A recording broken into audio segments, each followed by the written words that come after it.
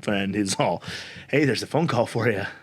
Now, mind you, the reason I'm in the bathroom throwing up like this is because I used to live with these hockey players here in town. We got this pro hockey team called the Idaho Steelheads, and at the end of their season, they only bring back a small number of guys the next season, of veterans.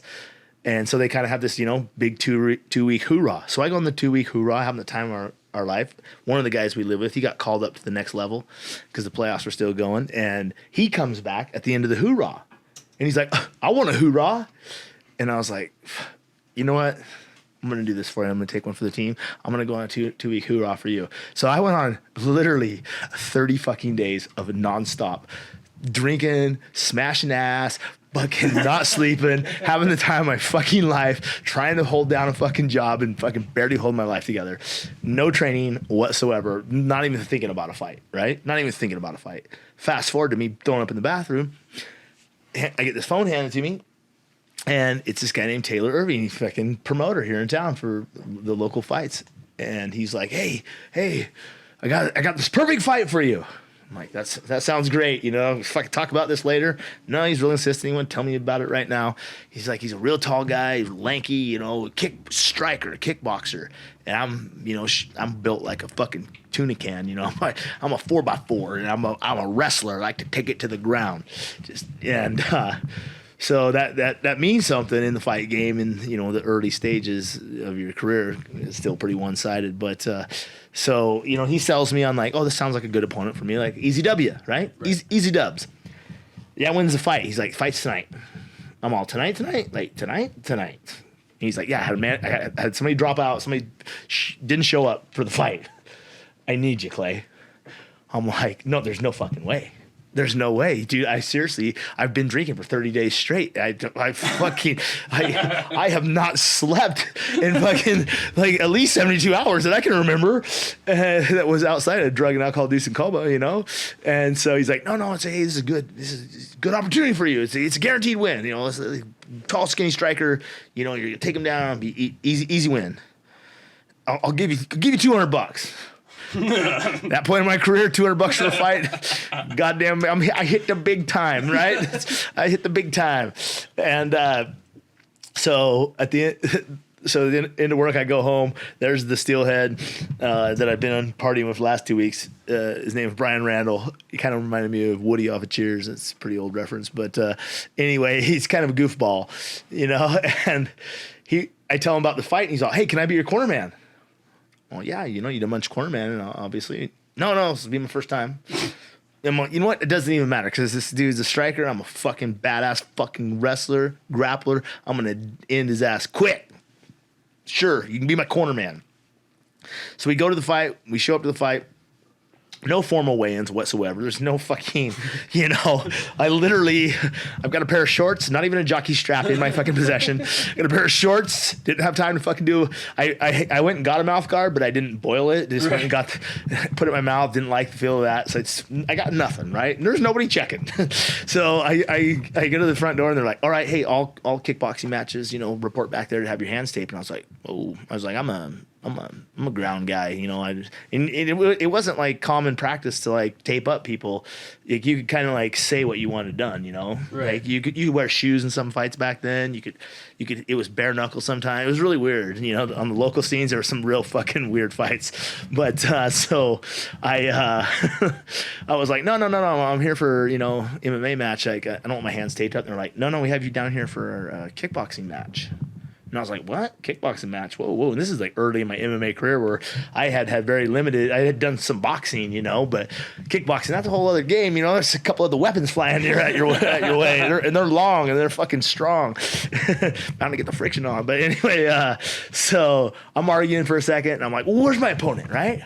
I look across they point him over there and I see this guy. He's like about 6'2", 6'3", probably about 200 pounds. Tall, lanky feller. Kind of looked like George Costanza, but who was in shape. But George Costanza didn't really scare me. Right. He's this guy was fucking balding, like judging the book by this fucking goddamn fucking cover. I will fight this man, right? I will fight this man right now. I need that $200, God damn it. And so I go in the back and, pep talking up and everything. Fucking next thing you know, I will intro fucking song comes out. I'm in the ring. And I'm like, fuck, dude, it's hot. They really got those canister lights just barreling down on you in that ring, right? And I'm like, in gravity, my situation just fucking hits me. I'm like, I have not fucking put a pair of these fucking gloves on in a long time. I don't have any headgear on. I have no fucking protective mouth guard or fucking thing for my twig and berries. Like nothing, right? And this guy's over there fucking warming up like Jean-Claude Van Damme. Just like fucking snap kicks and fucking reverse fucking roundhouses. Very flexible man for a fucking 6 foot fucking 200 pounder. And I'm like, shit. The bell rings. I unleash the fury. I come a fucking bounding across this fucking ring like a jungle cat. I attacked this dude, and I just for a fucking hot second, I thought I was gonna win. I was just way stronger than him. I had low center of gravity. I had leverage. I slam up and I punch hard, and I'm just fucking going Mike Tyson fucking knockout fucking bam bam bam. And about 30 seconds later, I'm completely gassed out. I mean, the adjective completely does not describe how gassed out I was. I was like, I can't even lift my arms up. So I kind of started, these are 3-minute rounds. I start wandering around the ring like fucking, like a lost kid, fucking circus, just went for some fucking cotton candy. And I'm just taking shot after shot after fucking very fucking accurate shot. Bell rings, I go into my corner. He's over on the other side of the corner. He's got a fucking bucket. He's got fucking water. He's got a little fucking stool to sit on. I walk in the corner. My corner man, Brian Randall, he's fucking drunker than a fucking fiddler's bitch. Just yelling and screaming at the crowd, talking shit, starting his own fights. And I'm like, hey, bro, we only got 1 minute here, right? Like, I need some provisions. And he's like, oh, we ain't got nothing. Oh, fuck. We ain't got a basket. We ain't got a fucking stool. Most importantly, I'm not even joking. I had no fucking water. And I'm like, dude, what the fuck? So the bell rings. Back out into the jungle I go. Another fucking, leash of fury from Clay. Not quite 30 seconds I had the first time, so I get about 20 seconds in, same goddamn fucking story that was told the first time. I'm walking around, and now it's starting to take its toll, right? Now it's like, dude, my teeth are loose. I can feel my nose is probably clearly broken, and I'm leaking all over the place. And this guy's just fucking, dude, just kicking me in the face. I remember that one time he kicked me in the face with just bare shin. And it just rocked me, dude. And I don't know if anybody's been in like these similar like fight situations. Like your default setting in your like subconscious usually is like fight or flight. And if you're losing the fight, you want to fight, So I'm like just thinking every way of like laying down, like getting out of the scenario. I'm just like just pure gutting it out at this point, right? The bell fucking rings. I cruise over in the corner. I'm like, nope, hey, dude, no. This fucking fight's over, dude. Like, this fucking fight's over. I can't make it. He's like, dude, are you kidding me? The entire crowd's on their feet. It's the most exciting fight anybody's ever seen in their life. This is like a true testament to the human will. Nobody's fucking taking shots like this. This is like a real life Rocky fucking movie. This is unreal that you're still standing. People can't believe it. And I was like, no, man, just fucking, dude, seriously, call it, dude. I'm like, I can feel myself like developing dementia down the road. Like I'm irreparable damage is being sustained. And he's like, no. How old were you at this time again? Shit, I was probably like 22. Okay. Yeah, I'm like, I was like almost 20 years ago. And so he's like, no, wait, one more round for Mickey. Do it for Mickey, And I was like, all right. I was like, dude, I need some fucking water so bad. I just had the worst cotton mouth, dude. I'm just like chewing on my fucking like dried up saliva like bubble gum. And like this, no shit. This lady from the front row, she's got one of those like Dennison waters, right?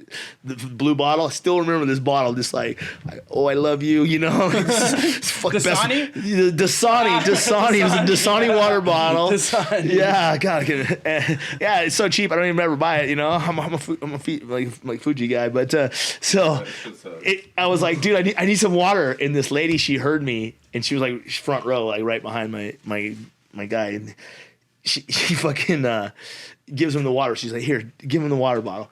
So he jumps up on the side of the ring.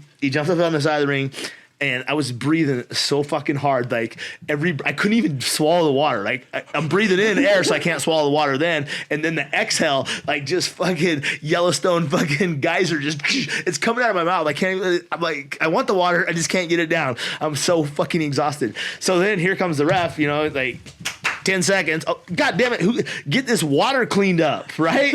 Like it makes the ring super slick. It's very dangerous, actually. Like it's a thing. Like, people make sure they towel up all sweat and water in between rounds. But yeah, so he doesn't have a towel, so he figures he's gonna come into the fucking ring and do something. My corner man, right? He looks like fucking Matthew McConaughey, fucking you know, going down to the beach for fucking nice Saturday evening. Like he's got board shorts on, fucking three buttons off his fucking shirt, you know, he's got a beer in each hand. But he comes into the ring. Catches his size fucking 13 flip-flop, big old fucking hockey athlete. Catches his size 13 flip-flop on the ring, fucking wipes out, fucking spills a bunch of beer and fucking water, and the flip-flop's already off because he fucking hung it up on there, grabs it like a squeegee and starts squeegeeing out the corner. I'm not even kidding. You can't even make this fucking the best shit part up. of the night. Yeah. Hey, the halftime. Who cares about the ring girls? We got this idiot fucking flip-flop fucking squeegee the ring out. So here comes the guy from the other side. You know, he lends a fucking helping towel. It starts cleaning it up just because he doesn't want his fighter to slip and fucking, you know, injure himself while he's kicking my ass. So they get it all cleaned up. And I was like, all right, Randall, let's do this fucking last round. I got this. Bell rings, I come out, fucking 5-10 seconds of fucking good fight in me, and then just, dude, it was just like I'm like, dude, is this possible? Like I didn't know if I was gonna go down, dude. Like I was rocked so many times. And it was all blur. I barely fucking remember any of the round. And all of a sudden the bell rings. I just remember hearing that bell ring. And then the announcer's voice goes, 4th and final round coming up. Oh, fuck. Dude, I was like, no, dude, I'm not that serious. Like, most fights are, especially on the amateur level, or, you know, even are 3 rounds. I mean, it's standard across the board. It's fucking usually 3 rounds, you know, and these fucking sort of little backyard deals. Fuck this, $200 and they're like four. No, hey, fuck, I will pay you $200 extra fucking dollars on top of the $200 that you're going to give me just to fucking get out of this round. I come stumbling over the corner. You know, I don't have a fucking thought in my head, fucking no fucking future fucking chance of being a fucking like astronaut pilot, and I'm like, no, dude, there's no way. There's my corner man, toughest guy in the fucking building, just fucking not afraid to put me up against anybody. And he's like, dude, there's no way. This is unreal. You can't stop now. This is the fucking fight of the fucking year. You know, he's fucking pumping my tires up. Crowd was going ape shit. Well, it wasn't helping. And I was like, no, dude, no, dude. Honestly, like, man, I'm fucking out. This is dangerous. You know, this is dangerous at this point. Like, this is like, I don't think I can do it. And all of a sudden I start to hear the 10 second, and I'm like, no, Randall, for sure. I'm all fucked, dude. I'm serious. Throw the fucking towel in right now. And he just looks at me, and I heard the bell ring. He's like, we ain't got a towel. Yes! And I went back out there for a full fucking minute, and I don't know how I did it. And literally, when the bell rang, my little fucking T-Rex hands come up, you know, yeah, like in a moral victory. Everybody's fucking clapping, like, goddamn, I couldn't see out either eye for a fucking week. But yeah, that was the story I was going to tell on the podcast. What if you would have thrown in the flip-flop, Clay? Imagine that end of the story. That fucking guy that was fighting me would have probably like fucking just like deflected it like in some cool karate move, like fucking wax off, bam, just like deflected it right out of the ring and then fucking hit me while looking at my looking at my corner man. You know, doesn't it make you imagine what would happen if you didn't go on that bender? I mean, whatever. I wouldn't have had that story. That's true. It would have been some fucking lame W at some fucking lame fight, you know? Oh shit! But dude, holy fuck! That was. I mean, I've never had the balls to fucking cross the line and be a fighter, and then I've had like 7 TBIs at this point. No, it's so now if I do anything, I just gotta train and have fun with it. No, yeah, there's a point in one's lifetime they don't you don't want to just pick up and start doing that sport. That is definitely, it's head injuries. Just like most sports. I mean, it favors the youth. You know, there are not very many people who can do it very well at an old age, like the Randy Coutures and even that Romero guy that fought a couple weeks ago. You know, he didn't do what the fuck, but I can't wait. Still got in the ring. Can't wait for fights to start back up. They should. That's one thing they fucking should totally be able to do. Man on man, fucking action, and I'm down. There's no crowds going on. Like, just test both of them. Keep the crowds under. Like, hey, we got 2 rules now: no looking in the eyes when we're on the ground, and then like no coffee in the face and touching of the hair, of course. You know, from Burgundy. I mean, this whole thing kind of baseball and UFC. Those are the 2 sports that I'm not a big baseball guy. I mean, I'll go watch the locals, you know, just so I can drink beer and hang out and bullshit. But I never grew up playing it, so I don't have the love for it like you and Trevor. Dude, I don't know. Our mutual friend. Dude, speaking of Trevor Buller, shout out. Hopefully you listen to this, you beautiful bastard. Love you to death. Piece of shit. You're a pussy. Next time I see him, I'll beat your ass. Go on, sorry. Had to get that out of the way. It just sucks, dude. Like, I'm a fucking huge advocate for baseball, and I've never in my life had to not be able to watch baseball. Like, it's a fucking weird feeling. Like, even if I wanted to go watch a fucking high school game, no, it is weird. We worked at a sports bar, dude. That would be we watch sports every fucking. We got, even though you didn't get to fucking watch sports for shit. No, that was the worst. I never watched any of the sports, but working at the sports bar, I was like, I got to a sports bar. Yeah, I'm gonna have all the. I get all the perks, I get all the pay-per-view, everything. Nope, hell no, you're running around, dude, working. Everybody else is watching. Remember the first McGregor fight tailgate put on? Oh yeah, no, that was. That's one thing he had going for him was UFC at that place, man. That place was a fucking shit to hit UFC. You know, but it was actually yes and no because. It was hit and miss, if you remember, because they started. I feel like they got really greedy with like just popping off too many pay-per-views in a row. You know, right. I feel like they kind of. I don't know.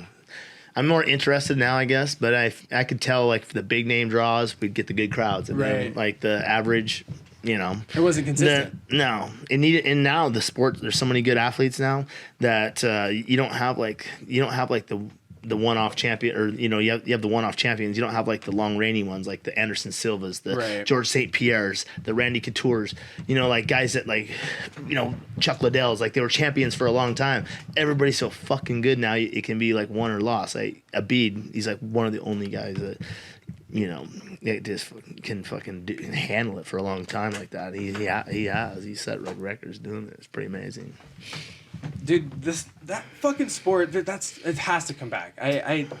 If shit doesn't come back until fucking 2021, 2020, as they're saying, I don't think people are gonna be. Like I said earlier, I hope it didn't get deleted because we don't know we didn't have recorded or not. But I'm down with the quarantine, man, because I'm getting free stripper shows right now. All these out of work strippers have seriously just been like just dishing out free content just to keep their skill level up, dude.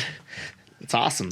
Hey man, fansonly.com. Go support your local strippers, guys. Or Clay Lyle, so fans only. If you guys didn't know it, my stage name is Buck Jammer the Hammer. Buck Jammer the Hammer, and I do have a pretty awesome fans only account. You'll have to tune in and check it out. You know, I hate to ask you to tell the story of your brother stabbing your hand again. Dude, no. I already told that. I already relived that story. We honestly, you don't remember. Honestly, I can't believe you didn't get that story recorded. I'm so sorry, Clay. Apology accepted. I already took up a lot of time telling the fucking long story. So. Well, the thing is, man, it's this podcast is a growing experience. If you've seen it from episode 1 to now episode 11, like, dude, we have grown. No, that was not a tasty beverage being open. We don't drink beverages on the Young Blood Podcast. We don't drink anything in the Young Blood Podcast other than water and sparkling water because we are law-abiding citizens. That wasn't a white. It's not illegal to drink, though. I don't know what he's talking about. Actually, we're drinking. But you know what? One thing we do in this podcast, Clay, we fucking joke. So that was a joke. God damn it! I never get the good ones. Got him. Yada yada over the best part. Here, cheers, brother. Cheers. Thanks for coming on, man. I've been trying to get you on now for fucking couple weeks, and you're a busy guy, and it's cool now. I went from people calling me lazy. I went from like calling people busy resting on the couch. Plus I was in fucking Nampa when we were gonna do over the phone, and that's just stupid. Like, there's something about sitting here and you gotta have face to face, gotta have the chemistry, you know. I believe in that. I'm so new at it too. You've done a few podcasts, you know, and I'm very avid on watching them. I'm very passionate about watching them. That audiobooks, podcasts to me, like I work long hours in a day, and I work by myself. You know, so putting on a podcast, especially not one that's complete bullshit, sometimes kind of funny, and talks about some shit you really like to listen to, can really put you through a day better. Yeah, no, you're right. Yeah, I used to, like I said, grew up on the ranch and, you know, there, and had to sit on a horseback for a long time and never listen to shit. And then I moved up to farming, which is like the rich man's redneck job. And yeah, sitting in a tractor all day. That's what I've done. I used to like to listen to like that kind of stuff. Informative podcast. Oh my gosh, we just moved the camera for you, Clay, and you look like a... Look at that. Why would you look at that? I make this look good. I mean, you are blind in one eye. You can't really look at it too well. I know. God damn it. Lost my eye a year and a half back because I wanted to go to Thailand. Wasn't supposed to fly. Son of a bitch. Fuck. Is that how you fucking lost it? Yeah. I remember because you weren't always blind. Okay. I had a... from getting kicked in the fucking face so many times, I've had a detached retina on both eyes from like so many years of combative sports. And before that, I rodeoed. So it was the year. It was the years of sports combined with the flight to Thailand, right? It wasn't just. So well, the years of like sports, like rodeo and stuff. Yeah, I got the first one, the first detached. Actually, I hold a record in the United States, or I did at the time, of the youngest recorded detached retina ever by a human being in America. You're welcome. Of all the records, I would assume you hold. That's that one. I'm in the run-ins for the longest blowjob record one time. I'm not even kidding. It was like 8 fucking hours fucking straight. You know who you are. And it was literally 8. Well, there was a lot of drugs involved, you know, and everything was working right. So it's on a marathon. But anyway, back to the other record. Is there a Guinness World Record book I can find this in, or is it a Woody's World Record? I don't like. It's got to be some medical record book. Yeah, detached retina. Isn't an erection not? Oh, I was talking about an erection lasting longer than 4 hours. Like, isn't that supposed to be a hospital? No, you go to your local sorority house. I don't know why they put that on one of the negative side effects. Now, if there's an erection lasting longer than 4 hours, you know, I'm seeking medical attention. I'm going places. So I figured now that I fucked up like a fucking jackass and lost about 13 minutes of footage before we started, I might as well throw a quick second in for our sponsors. This podcast is brought to you by Treasure Valley Barber Co. Treasure Valley Barber Co. was started by a veteran here in Boise. He's a Boise local with a family. He just absolutely fucking loves his job. He cuts hair for a living, for you, for me, and he doesn't have the cheapest haircut in town. He has the best. It's a little more pricey, but I'll tell you what, it's worth every penny. This guy is a stand-up character. He's a military vet and a guy that I stand by 100%. I also happen to do his flooring in my other business I have, CMY LLC. So guys, what you can do right now to support him is you can buy a sweatshirt. They have really awesome windbreaker hoodies that say Treasure Valley Barber Co. on it. You know, and if you guys shoot them a follow on Instagram, and that's at Treasure Valley Barber Co. And we'll leave it at that, man. And we got one last sponsor for you before we wrap it up here. Gem Mindset is a locally based brand that is eco-friendly materials. That uses eco-friendly materials. He's not reading that off of fucking I am not reading flat card, is he? I swear to God. Anyways, you can have style, guys. You can have style, and you can be eco-friendly. And not only that, you can support a local company here in Idaho. I didn't even know that was an option. Like I said, if I know about this earlier, I would have got me a little hemp banana hammock or something, you know, something cool. I know, right? Something that breathes a little bit. Gem Mindset necessarily goes across the hemp banana hammocks, but they do have dope crew necks. They have all kinds of fucking sick clothes. Go check it out. Those would be top seller if you did. An episode of this podcast actually had Colby Waddell on it, who does endorse these guys. And if you guys use the code eClothing18, you get 10% off on their website. So please use that. Again, guys, this has been the Young Blood Podcast. There actually isn't a the, all one word. Young Blood Podcast, YOUNGBLOOD. Young Blood Podcast. Reedy, hoochach. Clay, is there anything you wanted to throw in on this fucking show, even though I'm a jackass and missed a few minutes of footage? Just so everybody gets this straight, we were sitting here recording for the first 20 minutes, nothing, just dead silence. Yep. On the mic.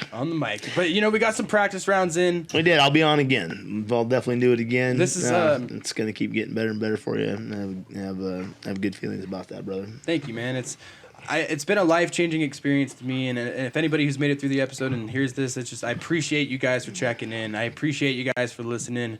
I can't tell you enough that I do this because out of the soul enjoyment in my fucking heart. Like, this is fun to me. I like doing this. I like communicating with my peers. I like keeping up on current events, and this has caused me to do that more. I even love writing, so this shit just fucking hits home, guys. Thanks for being a part of that experience with me, and thanks for checking in. Have a good night. Hoochie out. Hoochie out.